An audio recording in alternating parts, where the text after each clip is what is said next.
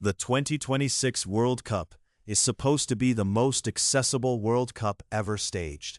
3 host countries, 16 host cities, 48 teams, 104 matches, more football, more venues, more chances for ordinary fans to be part of it. That was the promise.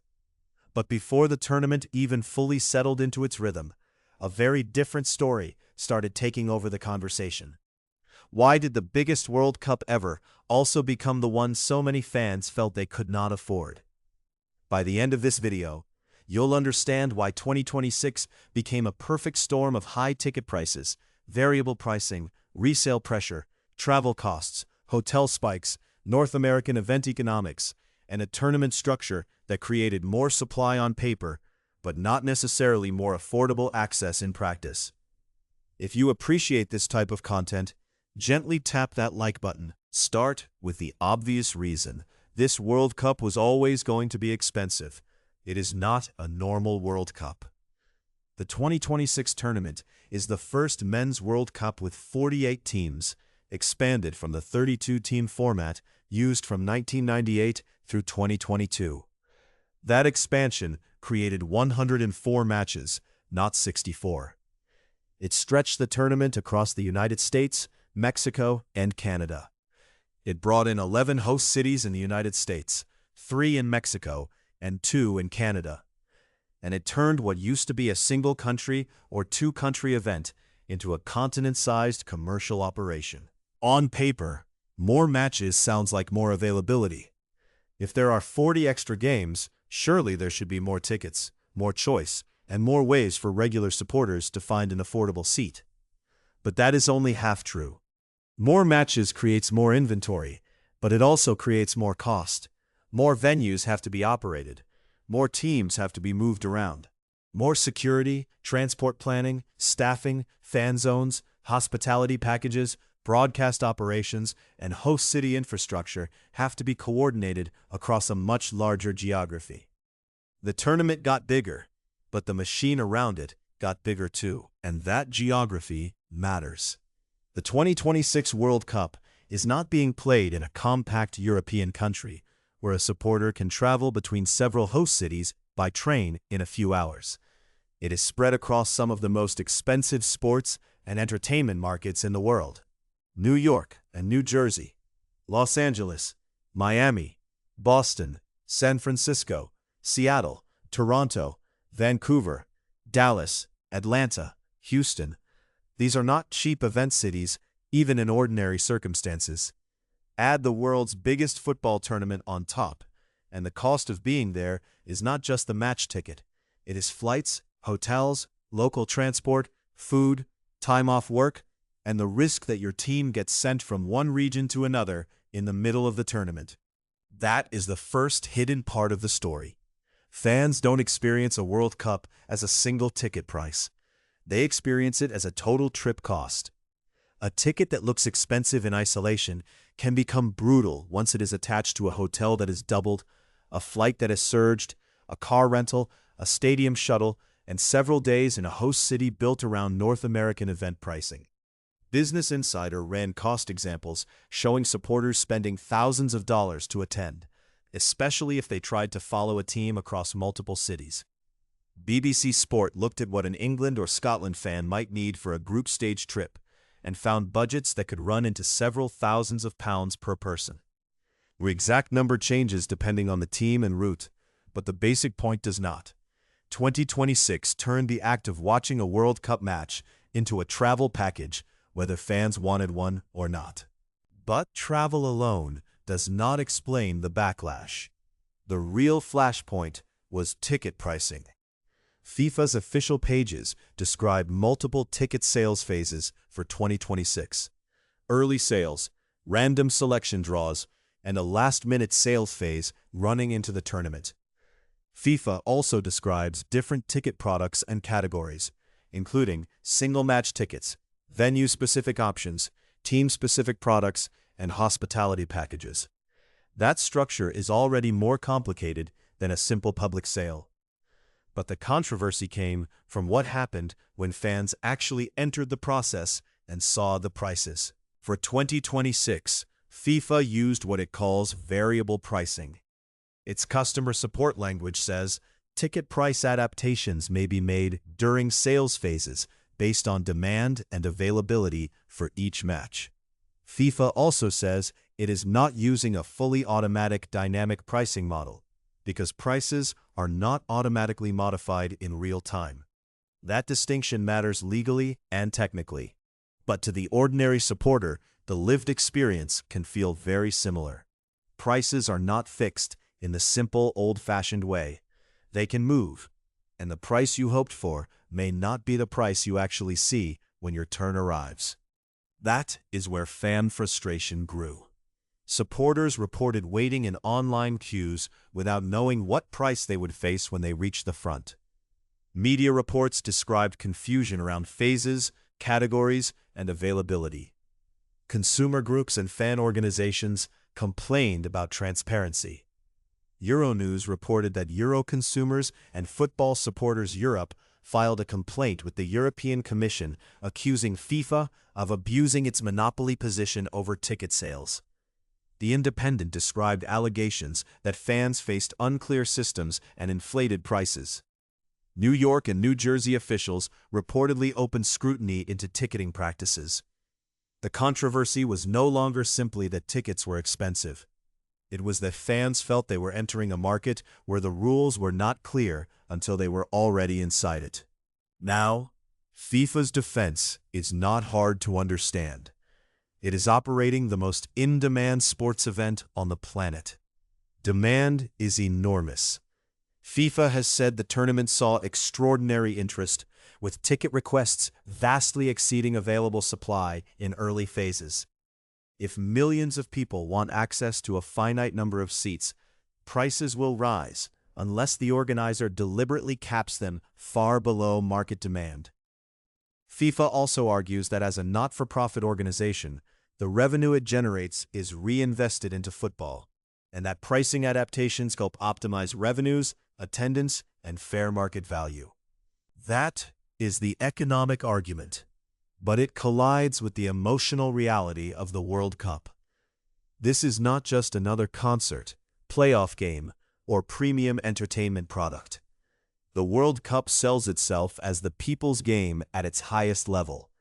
It belongs to national teams, supporters, working-class football cultures, immigrant communities, family histories, and fans who may wait a lifetime to see their country play on the biggest stage. So when the pricing logic starts to resemble the logic of airlines, concerts, and American playoff tickets, the backlash becomes about identity, not just money. And 2026 was uniquely vulnerable to that backlash because of where it is being held. North America, especially the United States, has a sports event market that is already comfortable with high prices, resale platforms, premium seating, hospitality inventory, service fees, and market-based price discovery. If you go to an NFL playoff game, an NBA Finals game, or a major concert in a large American city, you already know the system. Demand gets monetized aggressively. The World Cup entered that environment, and instead of resisting it completely, it adapted to it. This is why FIFA President Gianni Infantino's defense attracted attention. France 24 reported him saying, in effect, that if FIFA was doing something wrong on prices, then maybe everyone selling tickets in North America was doing something wrong. That answer reveals the central tension. From a North American sports business perspective, the prices may look like the market doing what the market does. From a global football supporter perspective, it can look like the World Cup being absorbed into a pricing culture that was never built for ordinary fans. The comparison with previous tournaments made the reaction even sharper. ESPN reported that early 2026 ticket pricing ranged from group stage entry points at $60 to final prices in the thousands, far above earlier World Cup figures when converted into US dollars. Interaction, citing Reuters-style reporting, noted that face value tickets for the 2026 final ranged from just over $2,000 to more than $6,000, compared with much lower announced prices for the 2022 final in Qatar. The exact comparisons can vary by category, exchange rate, timing, and resale versus face value, but the direction is unmistakable. The upper end of 2026 pricing moved into territory that many longtime fans had never associated with World Cup attendance. Then there was Resale. FIFA's official resale marketplace became another flashpoint because resale can make a high-price system feel even more punishing.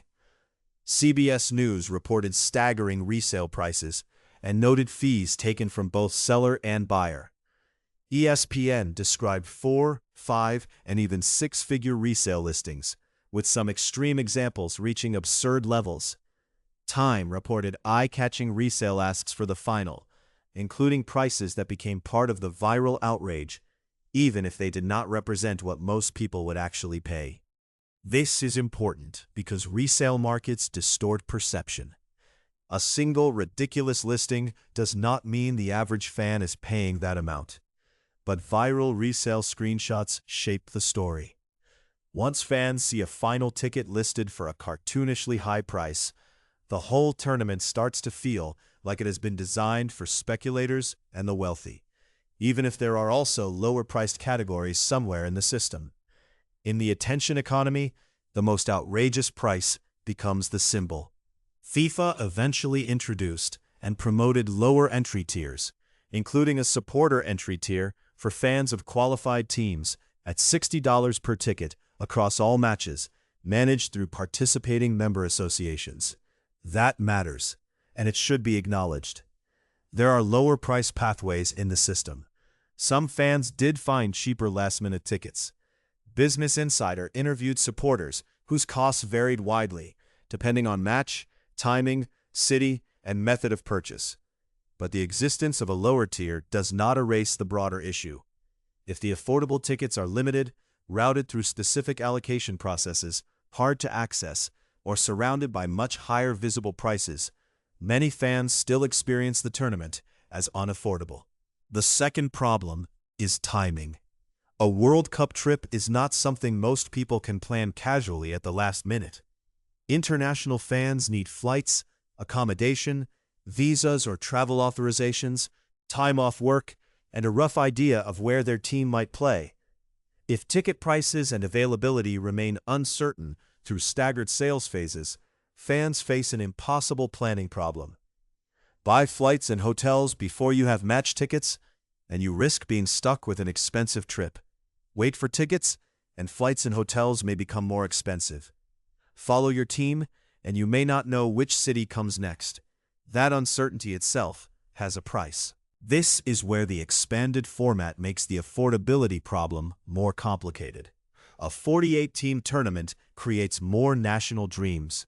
More countries qualify. More fan bases suddenly have a reason to travel. But it also creates more moving parts, more groups, more matches, more host cities, more possible routes. For a neutral fan who just wants one game, the extra supply helps. For a supporter trying to follow a specific country, the expansion can create more travel and more uncertainty.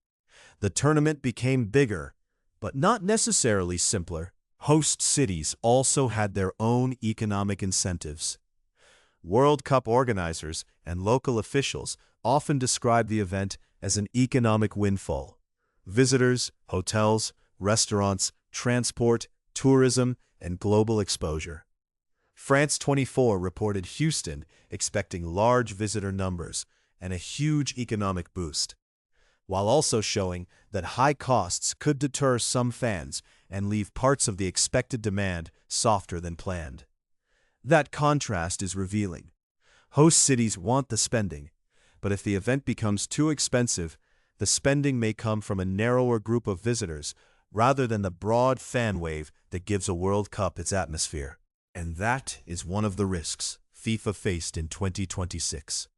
Pricing can maximize revenue while weakening atmosphere. A stadium can be technically sold, but if too many seats go to corporate buyers, hospitality clients, late-arriving neutrals, or fans who treat it like a premium event rather than a national obsession, the tournament can feel different. Football's magic is not just the match on the pitch. It is the flags, songs, nervous rituals, cheap shirts, long journeys, packed trains, and supporters who make the stadium feel like a living thing. Price too many of those people out, and the product you are monetizing starts to lose part of what made it valuable. There is also a trust issue. Fans can accept that a World Cup costs money. They can accept that a final will be expensive. What creates anger is the feeling that the gap between promise and reality has become too large. The original 2026 bid documents included much lower projected ticket price ranges than many fans later saw in the market. Reports from ESPN and other outlets highlighted that contrast between the early bid expectations and later prices. Even if FIFA would argue that market conditions, demand, format changes, and time have shifted the reality, supporters remember the promise of accessibility. That word, accessibility, is the heart of the episode. A 48-team World Cup is supposed to widen access on the pitch. More nations get in. More regions feel represented. More players get the moment of their lives. But access in the stands is a different question. If the football expands, but the live experience becomes less reachable for ordinary fans, then the tournament is expanding in one direction while narrowing in another. The strange thing is that the market also showed signs of pushing back. Some reports described prices softening for certain matches as the tournament approached, especially less glamorous group stage games. That is exactly what can happen when aggressive pricing meets real demand. The organizer tests what the market will bear, but fans are not infinite wallets. If prices get too high, some people simply walk away. Fortune reported economists warning that high ticket costs could keep actual fans out and may backfire. Ticket market reports described inventory shifts and softer resale listings. The same pricing system that can push prices up can also reveal when the ceiling has been reached. This is why the 2026 ticket story is more complicated than simply saying FIFA got greedy. Greed is the easy version. The deeper version is that FIFA built a World Cup inside a commercial environment optimized to extract maximum value from scarcity. It had more matches than ever, but still had scarcity around the matches people most wanted. It had more host cities than ever, but many of them were expensive. It had more teams than ever, but more fan bases competing for attention and seats. It had official lower price tiers, but also variable pricing, premium categories, hospitality, resale, and planning uncertainty. Every layer added cost or confusion. And the biggest irony is that this happened at the exact moment FIFA was trying to sell 2026 as the most global, most inclusive, most open version of the tournament. The World Cup grew physically larger, but for many supporters, it felt financially smaller. That contradiction is why the story caught fire. There is a future consequence, too. If 2026 proves that FIFA can charge these prices and still fill enough seats, the model may not go away. Other tournaments will study it. Other federations will look at it. Clubs and leagues will notice. But if the backlash damages atmosphere, creates empty seat optics, triggers political scrutiny, or forces late price cuts, it will also become a warning about how far football can push its own supporters before the emotional contract begins to break. The World Cup has always been commercial. That part is not new. Sponsors, broadcasters, hospitality, host city deals, and political bargaining have been part of the tournament for decades. What feels different in 2026 is the visibility of the pricing machine. Fans can see the queue. They can screenshot the resale listing. They can compare the advertised entry point with the price they actually face. They can share hotel quotes, flight costs, and ticket fees instantly. The economics were always there, but now the frustration travels as fast as the fixture list. So, why did the 2026 World Cup become so expensive? Because it was the biggest World Cup ever placed inside one of the world's most aggressive event markets. Because more matches created more opportunity, but also more commercial inventory. Because host cities were spread across expensive travel corridors. Because FIFA used variable pricing and complex sales phases at a time when fans wanted clarity. Because resale and hospitality amplified the most extreme numbers. Because demand was real, but not evenly distributed.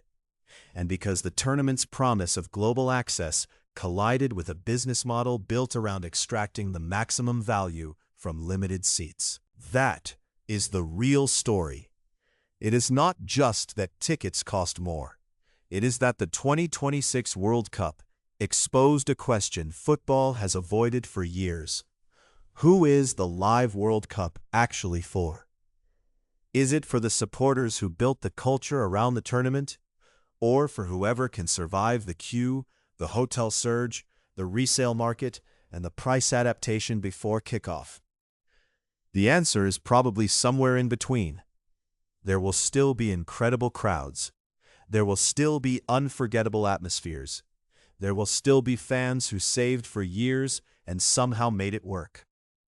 But the controversy around 2026 shows that the line is moving. And once fans start to believe the world's game is being priced like a luxury product, the backlash is not just about money anymore. It becomes about whether the World Cup still feels like it belongs to them. And if you want to understand the tournament structure behind this new era, the bigger format, the stranger draw, and the rule changes most fans will only notice when the pressure arrives, I made a video on exactly that. You can check it out by clicking right here. There is one final layer that is easy to miss. Price does not hit every fan base equally. A supporter living near a host city with one match ticket and no hotel bill is in a completely different situation from a supporter flying across an ocean, landing in one city, moving to another, and trying to predict where a national team might go next. That means the same ticket policy can feel merely expensive to one person and impossible to another. The tournament is global, but the burden is not distributed globally. That also changes which countries are most visible in the stadium. Wealthier traveling fan bases, diaspora communities already living near host cities, corporate guests, and neutral tourists may be able to absorb costs that traditional traveling supporters cannot. That does not mean the stadiums will be quiet. It means the soundscape can change. The crowd may still be large, but not always made of the same people who would have filled the end behind the goal in a cheaper, more compact tournament. For a documentary channel, this is why the 2026 pricing story matters beyond one tournament. It is a case study in what happens when football's emotional value is turned into a highly optimized marketplace. Every chant, rivalry, national dream, and once-in-a-generation memory becomes part of the demand curve. The organizer sees scarcity. The fan sees belonging. The conflict begins when both are looking at the same seat and describing it in completely different languages.